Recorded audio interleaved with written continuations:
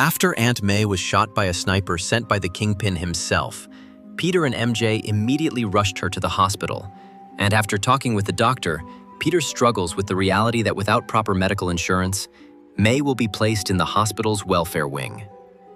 Coupled with the grim news that she is unlikely to survive, Peter is overwhelmed with guilt for putting his aunt in such a condition and storms out of the room, hoping to visit an old friend. But before he can go any further, Dr. Fine, who recognizes Peter's true identity, approaches him as he gives Peter a chance to find the money needed for May's care. With no one else to turn to, Peter breaks into Avengers Tower to ask Tony Stark for financial help, but out of nowhere, Iron Man attacks him, sending both of them flying out of the building. With this, a fierce battle ensues, as Tony is determined to bring Peter into custody for violating the Superhuman Registration Act. And during the fight, Peter manages to land a punch to Iron Man's helmet after his repulsors momentarily fail.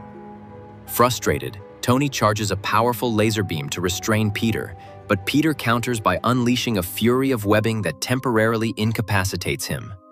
Seizing the moment, Peter violently removes Tony's helmet and pleads with him, explaining that Aunt May is dying and he wants his help. But despite Peter's desperate words, Tony initially refuses, stating that helping Peter would mean aiding a criminal. Though Peter's emotional plea about May's condition clearly affects Tony, but once his repulsors came back online, Tony frees himself from the webbing and tells Peter to go be with his aunt, and warned that next time their paths ever crossed, he won't show mercy regardless of May's fate. As Tony leaves, Peter collapses to his knees as he broke down in tears. Upon returning to Avengers Tower, Tony is greeted by Jarvis and quietly asks for his assistance for an important matter.